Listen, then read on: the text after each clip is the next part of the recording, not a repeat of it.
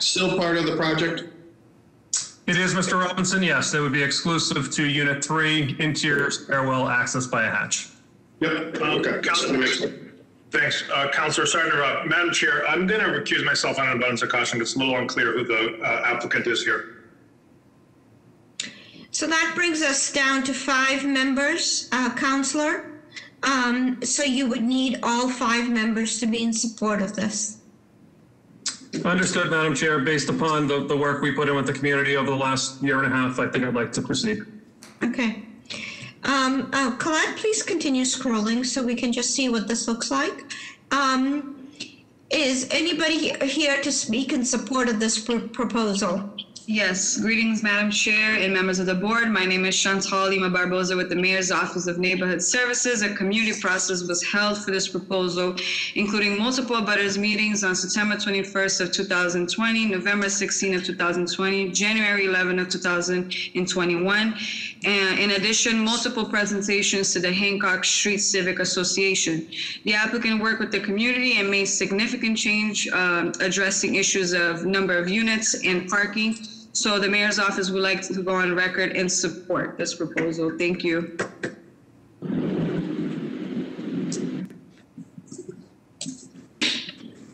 Madam Chair, I see no hands raised here, but I do just want to make note, if people are on the call and they want to leave a comment, please raise your hand. It's really hard to navigate the chat and also look for raised hands here. So please, you can press *3 if you're calling by phone or raise your hand on the tab. Thank you. Madam Chair, Secretary here. We have numerous letters of support and opposition. Thank you. Ms. Ambassador, looks like your message worked. Mr. Jones has raised his hand. Hi, Mr. Jones, can you please state your name and address? My name is Robert Jones. I live at 19 Troll Street. I'm an abutter to the project. I'm around the corner, about 200 feet away.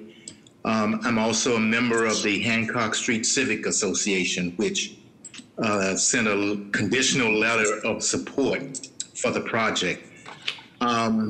We've worked with the developer, as Chantel has indicated, to revise the project.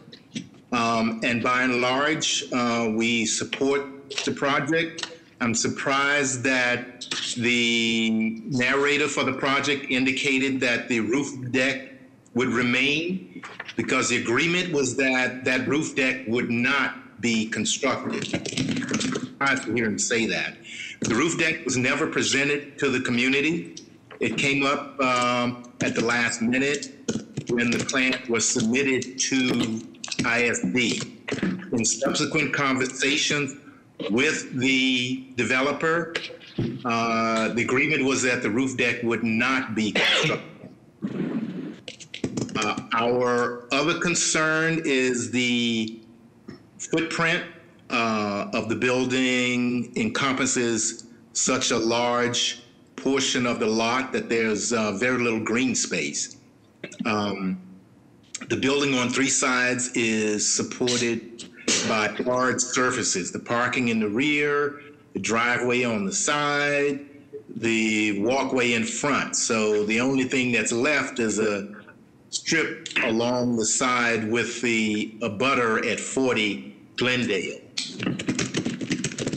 But we do like the fact that these are family units.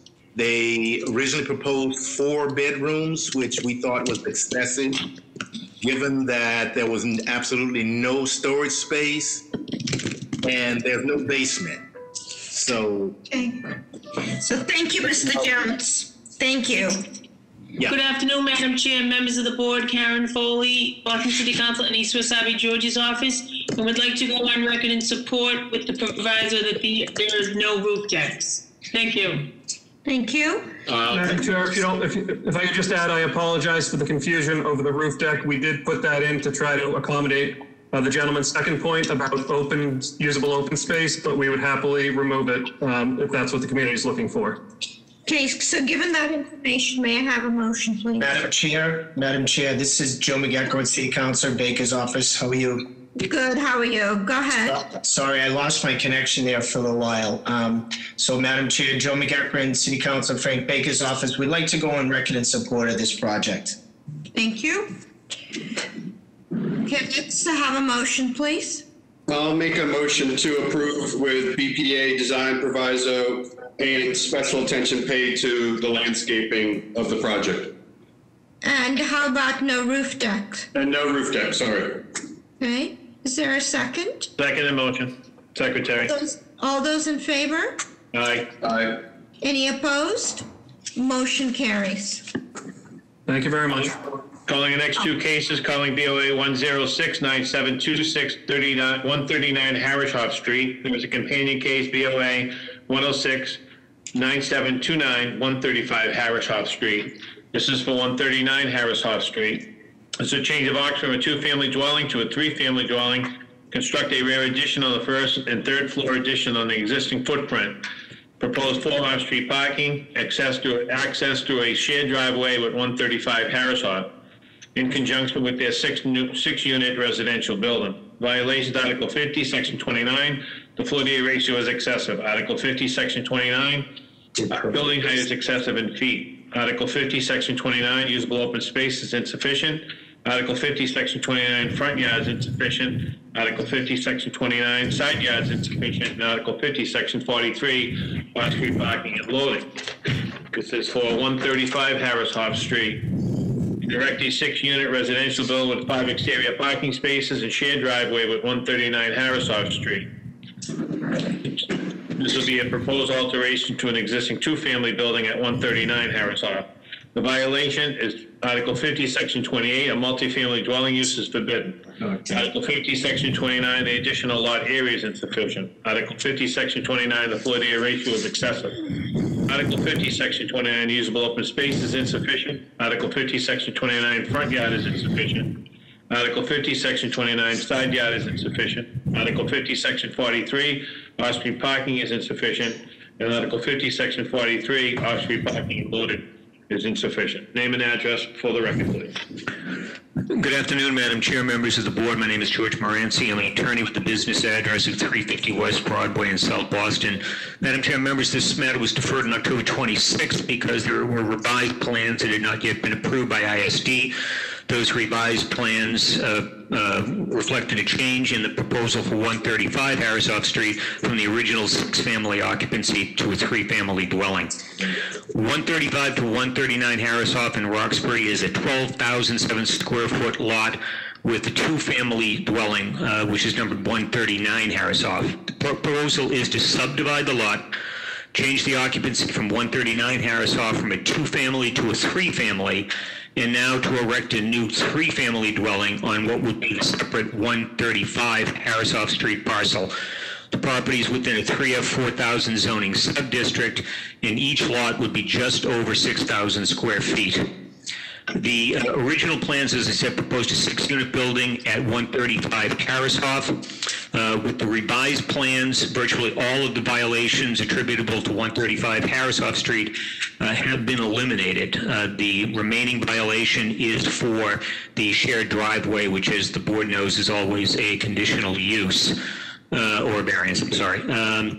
With respect to 135, there are 3 proposed 3-bedroom units of approximately 1,100 square feet. There's an unfinished basement and an unfinished attic, and there are 3 off-street parking spaces in the rear. With respect to 139 Harrishoff Street, the occupancy would be increased by 1 unit from 2 to 3 units, and there'd be a rear addition as well as a conversion of the building from a 2.5-story to a 3-family a 3-story building. That building site would increase from 36.5 feet to 40 feet, whereas the just over 40 feet, whereas the maximum code height is in fact 40 feet. So there is a height violation there. The building has existing basement living space, which would remain. There's actually a kitchen now in the basement, as the building's occupancy had been legalized as a 3-family back in the 1950s. This is the condition that my client, who is Tim Longden, bought the building in. Unit 1 would be a bi-level 3-bedroom of approximately 1,600 square feet. Unit 2 would be a 3-bedroom unit of approximately 1,300 square feet. And Unit 3 would be a 1,000 square foot 2-bedroom. The maximum FAR here is 0.8. The resulting FAR at 139 Harrishoff would be just over that at approximately 0.82. The roof will remain unoccupied. There'll be 3 full-size and 1 compact parking spaces in the rear. And with respect to the other cited violations, the front and side yard setbacks violations both owe to the existing building footprint. Finally, access to both parking areas will be, as I mentioned, provided by a shared driveway utilizing an existing standard width curb cut. I'll pause and take any questions if members may have. So tell us about what's the floor-to-ceiling height in that basement? Certainly. Sheet A2 shows a basement floor-to-ceiling height of 7.5 feet.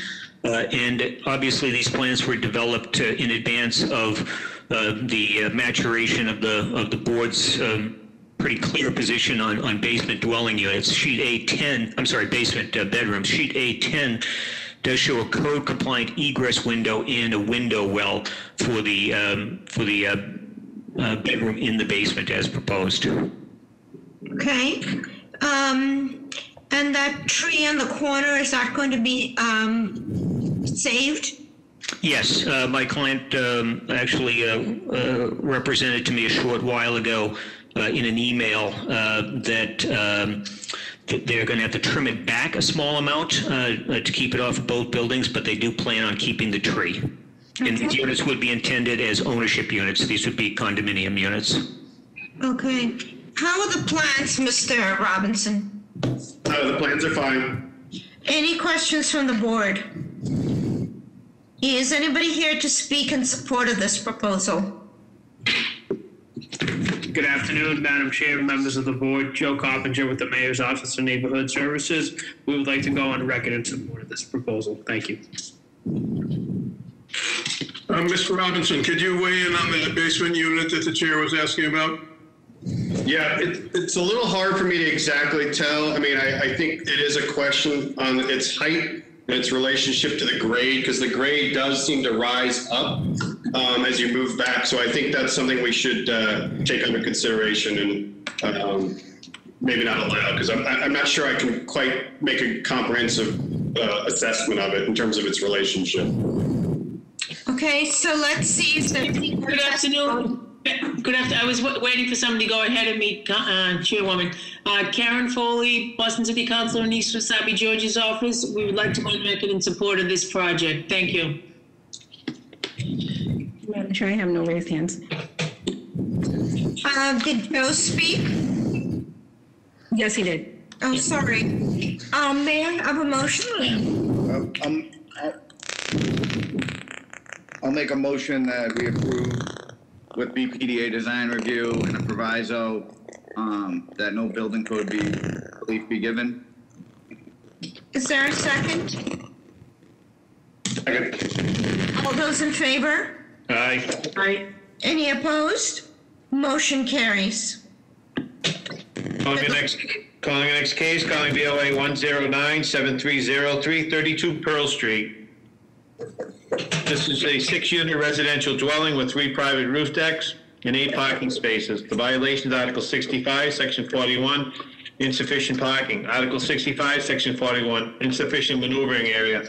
Article 65, Section 42, conformity to existing building alignment. Article 65, Section 8, MFI use is forbidden. Article 65, Section 9, excessive FAR. Article 65, Section 9, the number of allowed stories has been exceeded. Article 65, Section 9, the maximum allowed height has been exceeded. Article 65, Section 9, insufficient side yard setback. And Article 65, Section 9, dimensional regulations. Name and address for the record, please. I'm sure I'll be recusing myself on this matter. Sorry, Attorney Drago. Thank you, Mr. Liggers. Thank you, Madam Chair, members of the board. Attorney Jeff Drago with Drago and Toscano with an address of 11 Beacon Street. representing Melissa Novaco, the developer of the project. And I also have James Christopher from RCA, whose firm handled the architecture and design. Again, this project has actually changed, so the description has been modified, and the plans that Mr. Robinson have reflect that change. The new project is to raise the existing structure and to erect a residential building with 6 units and 8 parking spaces. And in so doing that, we also eliminated the rear yard violation and our parking violation for number of spaces. This particular lot is 7,487 square feet. It, just to go over the layout and the plan, there is a small lower level or basement to the front of the project. There's the sprinkler room, elevator lift, and the mechanical rooms. As we go to the first floor, that houses our main entrance. All of the parking is interior based on community feedback. So there are 8 parking spaces, of which 2 are handicapped, 8 bike rack spaces, trash room, all on that first floor. As we go up to the second level, which is the next plan, we have units 1, 2, and 3. All of the units in the building are 2-bedroom, 2-bath. Unit 1 is 1,119 square feet with a side balcony. Unit 2 is 1,082 square foot unit, 2-bed, 2-bath with a balcony. And Unit 3 is 930 square feet, 2-bed, 2-bath with a balcony. As we go up to the third floor, they're bi-level units, so units 4, 5, and 6. And on the lower level, that's on floor 3, is our living space and a half bath with balcony. And then as we go up to the 4th floor, those are 2-bed, 2-bath with an office and a roof deck. Those units are 1,823, 1,825, and 1,887 square feet respectively. There's also 3 exclusive roof deck, only access through stair and a hatch. There are no head houses on the project. Those roof decks are 441 square feet. There's a picture of that as you staring at it now. I can pause to answer any questions that the board may have. Okay, how are the plans, Mr. Robinson? The plans are fine from the standpoint of what's depicted. I do have some questions. It sounds like you reduced and pulled the rear yard to alleviate the rear yard setback violation, but it does feel like the building is too far forward for that street. And I'd like to, I guess, understand that a little bit. Most of those houses seem to be set quite a bit back. And I see you note a 15-foot setback, but is that, can you just talk to that a little bit for me? So I don't know if James is on the call.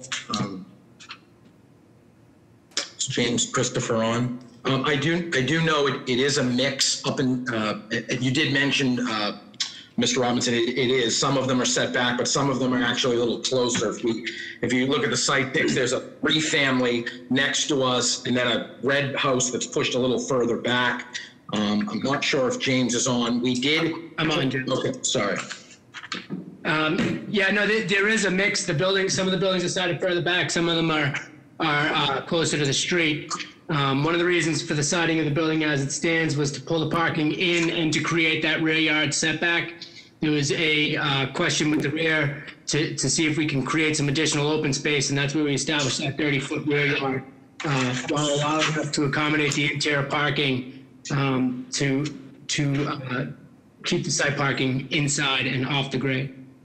So we actually pulled in the back based on our rear abutter feedback. They didn't want any parking in the rear. They wanted as much green space in the back of the project. So we're 30 feet, and then we step in on each floor in the rear as well, just to give them as much green space and privacy. Just a point to note, there's also an old garage back there against their property line. As part of this project, that garage is coming down with all new screening and buffering and fencing in the rear to appease our rear abutters. Can you just talk to me a little bit as well about the style? I mean, the street is really either a triple decker or a Victorian, and the mansard feels a little out of place to me from a design aesthetic of that street, because I think the Victorians have relief in their pitches and their dormers, and this feels big, I'll be honest. While I understand sort of where it's going, and I think it's a little bit more of the style that's creating the aesthetic of bigness, I think, associated with this site. We had originally proposed it as a flat roof. There is several examples of other flat roofs on this street. The street's sort of a hodgepodge. There is some very nice old Victorians, and then there's a couple of new developments and a couple of older brick, flat, square apartment buildings. As far as the aesthetic of the design, we felt that the demand summer allowed us to capitalize on the square footage while reorganizing it towards the front of the roof to create that rear step in the building. And, you know, we certainly appreciate the height and the massing on the front elevation, but we felt that it was more appropriate to work on the interior parking and pick up that front level. And we think it sites nicely, but we're certainly open to reviewing that with the BPDA. And Mr. Robinson, if there's something, if this was to be approved in a proviso, if you wanted to change that, I was just texting with the owner, Melissa, and she said she'd be more than happy if you think there's a better design style. It was something that the abutters liked, but and we did have the support of all of our abutters at this point. Thank you. Thanks. Any other questions from the board? Is anybody here to speak in support of this proposal? Madam Chair, members of the board, Patrick Fandel, Mayor's Office of Neighborhood Services. This did go through a full community process, including 2 abutters meetings, one about the original proposal and then about the redesigned plans. The applicant worked tremendously with his direct abutters, both on the sides and in the rear, to accommodate a lot of their design concerns, the unit count reduction, the green space expansion, and then just generally the design of the building. The Columbia Savin Hill Civic Association was opposed to this proposal, but the applicant did meet with them to go over the plans. We felt the abutter support was significant enough for us to support this proposal. We would ask for continued BPDA design review. Thank you. Madam Chair, members of the board, Joe McEachran, City Councilor Frank Baker's office, we'd like to go on record in support. Madam Chair, I have one raised hand. Minor, go ahead. Madam Chair, members of the board, Minor Perez representing the Carpenters Union, would like to go on record in support of this project. Madam Chair, Secretary here, we have numerous letters of support and opposition. And did we hear from Karen Foley? No. Thanks, Chairwoman. Go ahead. Okay, so may I have a motion, please?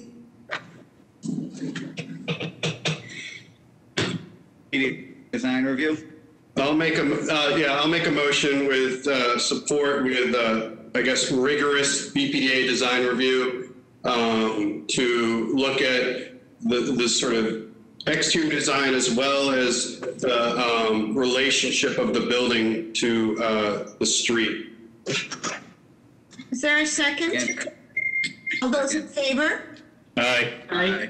Any opposed? Motion carries. You're all set. Good luck. Thank you.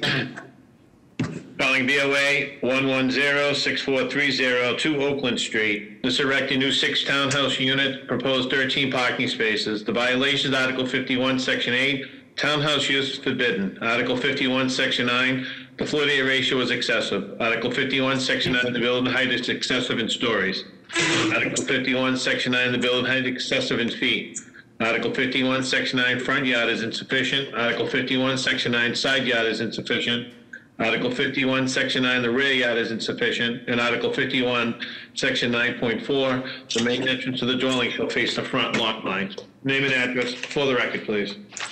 Good afternoon, Madam Chair and members of the board. Alec Benelli from Fulgini and Norton with the business address of on behalf of the applicant Pat McKenna. With me today is Justin Burt and Andrew Curtis from Embark Architects. We are back here today seeking variances for 2 Oakland Street in Brighton to erect 6 new townhouse units with 12 parking spaces on the 13,694 square foot lot, which is in a 1F 5,000 zoning subdistrict. We were last scheduled with the board. There was a missing violation that has since been cited. The violations are use. Townhouses are not an allowed use. Currently, the property is a pre-existing non-conforming mixed-use multifamily and commercial property. There's 4 residential units and a commercial unit on the property. We propose constructing 6 new townhouse units with 2 parking spaces per unit. The unit breakdowns, or rather the units range in size from 1,944 square feet to 2,690 square feet. The units are all 3-bedroom, 2-bathroom, 3-bedroom, 2 have a study, 5 of the units have 2.5 baths, and 1 of the units has 2 baths. The unit makeup is the direct result of a robust community process with 2 abutters meetings, the support of the BAIA, and in doing so, they relocated the building, setting it further back from the street at the request of the neighbors. So the front yard and side yard violations are no longer there. Ellen, can you hold on for a minute? Was this project before this board in the past? We were scheduled before you recently in October, but it was missing a violation for the main entrance of one of the units is not facing the... This address wasn't before this board, was it? I can't answer that question. I don't know that answer. Okay, and so you're basically taking, is the existing, because I was just looking at it on Google Maps, so you explain it to us. Is this an existing house? And then you're adding to... Madam Chair, sorry to interrupt because you're getting into this. I was waiting for them to finish review. I'm going to have to recuse myself on this matter. Okay. So just a reminder that we have a 6-member board, so you need 5 members in support of this. So, Alec, can you just explain? Yeah, go and tell us what's exactly happening here. The existing structure, it's proposed to take down the existing structure that has 4 residential units and a commercial unit. And we're proposing to construct 6 new townhouse units with 2 parking spaces per unit. Okay. And, okay, let's just see. Okay. And these are proposed to be rentals or not?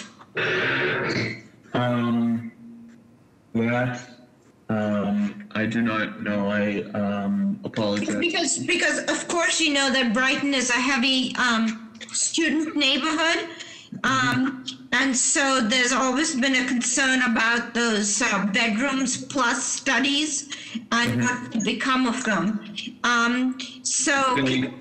Go ahead. I do know that as originally proposed, it was for 4-bedroom units. And that has since been reduced, the square footage, and eliminating a bedroom in each unit. Okay, so you're having a building facing Oakland and then a building, the townhouses in the rear. Okay, how are the plans, Mr. Robinson? The plans are fine. I guess I have a little bit of a question. There's quite a large parking area with, it looks like 6, 7, 8 garage doors that are facing the neighbor and the abutting neighbor. It just seems a little curious to me why is that not facing a different direction, or what's the orientation of this? It's seems like a lot of paving to put next to a small, it looks like a single family house. Yep, the applicant worked really closely with the property owner and abutter at 8 Oakland, and has actually relocated the structure on the parcel, increasing the side yard setback closest to 8 Oakland to 21 feet. And in doing so, just with the size and dimensions of the lot, it was determined to put the parking there. There's screening and buffering. The applicant worked with that abutter and walked the property with the proposed landscape plan to maintain the large tree in the rear and to have the buffering. And I don't remember this part of Oakland, but is there does this property slope down into Oakland, or is it on the uphill edge? Justin or Andrew, could you speak to the grade change? Yeah, I can take that. If you could go back to a plan, Alex, that would be helpful. The left side of the page is downhill we're right on the corner of Washington and Oakland. So as you turn to go onto Oakland, it's an uphill. Yep, okay. So the parking side is uphill from the rest of the building. Okay. Any questions from the board? Yes. Go ahead. Yeah, so I'm just trying to, so you enter in, so there's two buildings here, two separate buildings, and then you enter in the back building on the left side, like that's where their front door is? Correct, yes.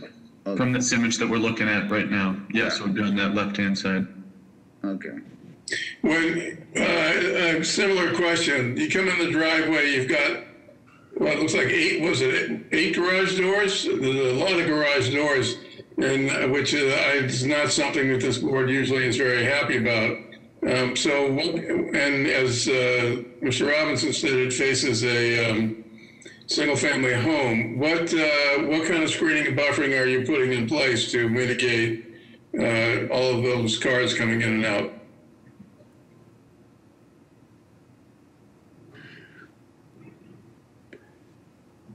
Justin, do you have, do you know what the material is for the screening? I do not. The topography of the site is pretty severe. So where those car parking spaces are would actually be a retaining wall. We could talk. I'm not privy to the conversation that was had with the abutter at 8 Oakland. But if they wanted screening there above that retaining wall, I'm sure we would be happy to provide it. Well, I'm looking at Google Maps, and there's a short retaining wall now. It looks like about maybe 3 feet, 2 to 3 feet. Is that what you're talking about? That garage that you can see existing on the site, that's actually on our site. So that will be coming down, and that rear wall of it, I think, is buried about 8 feet high. So that will be the new retaining wall. Okay. Anyway, I mean, it just seems like you'd want a strong visual barrier of one kind or another. I agree, Mr. Ehrlich, and I think, the discussion about expanding the side yard for the abutter is obviously we appreciate. The problem is it's just a driveway. There's really no kind of looks like benefit to that widening in terms of a buffering. And I'm just a little worried about the amount of traffic in and out and the headlights just going to turn in to that adjacent property. Okay, any other questions from the board? Is anybody here to speak in support of this proposal? Yes, Madam Chair, members of the board, Connor Newman with the Mayor's Office of Neighborhood Services. I'd like to go on record for this proposal. We conducted a community process. We had our first abutters meeting through the city, December 4th of 2019, where there was a lot of concerns raised by the neighborhood. Applicant and continue to work with the abutters and direct abutters. Came back on July 27th of 2020, where there was more positive feedback. We want to go on record support. We ask that the applicant continue to work with direct abutters regarding a landscaping plan for screening and buffering. And they also got support from the Brighton Allston Improvement Association when they presented to them as well. Thank you. This is Marva Crave from Councillor Breeden's office. We'd like to go on record as being in opposition to this project. We don't feel that the applicant has adequately addressed concerns of the abutters. Thank you. Madam Chair, I have 2 raised hands. John, You've been unmuted. Can you state your name and address? Hi, my name is John Bly. My address is 1978 Commonwealth Ave, apartment number 27. I'm also the vice president of the BAIA. I know that it went through our board and was approved, and that people were happy with the size of the units, that it gave options for families in the neighborhood that doesn't seem to be represented these days. Thank you. Robert Gibbs, you've been unmuted. Can you state your address? Hi there, it's Robin Gibbs. Sorry. And I live next door, and I'm actually an immediate butter, and I've never heard anything from the developer whatsoever. So if you look at the Google Maps, there's a land parcel directly behind that single family that abuts this property. So that land parcel abuts this property. And then I have a second parcel that goes beyond that, and then I live in the condominiums beyond that. So, and I'm out there on a daily basis. What is your address? Well, my address, my living address is 17 Malbert Road, but then the land parcels are either Oakland or Malbert, depending. Okay. Very good. Parcels. Thank you. Beatrice? Hi, Beatrice. Can you state your name and address?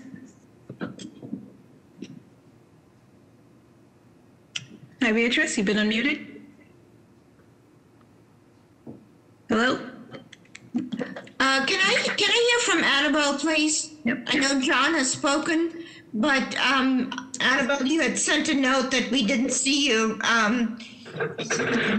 the other project, so go ahead. Yes, Annabelle Gomes, Brighton Austin Improvement Association. The BIA voted to support it. And there is a grade change, so the house that you are talking about with the driveway is actually a little higher. So just a small buffering would actually be fine, I believe, with that, because the street goes uphill as you come from Washington Street. I don't know if that answers the question of the board that they were asking about that. We did feel that this is a great opportunity for families to be able to live there, be able to park their cars off the streets, which was one of the things that was raised with concerns with the abutters, that there wouldn't be vehicles taking up more parking spaces. They provided 2 parking spaces per unit. So we think it's actually a good opportunity to have families move it. Thank you. Annabelle, was this address, did we see a proposal for this address in the past? No, you're referring to the controversial one, which is down the street, around the bend, because Oakland Street takes a big bend, yeah. and that's the one you're referring to. Okay, I still have that like embedded in my brain. Yeah, so don't I. Oh yeah. Okay. Okay. Anybody else to speak on this project? Madam Chair, I have no additional raised hands. May I have a motion, please? I'll make a motion to approve with BPDA design review with particular attention to screening and buffering. Second. Those in favor? Aye. Any opposed? Motion carries. May I ask the board members to stay on for about 5 minutes longer? Yes.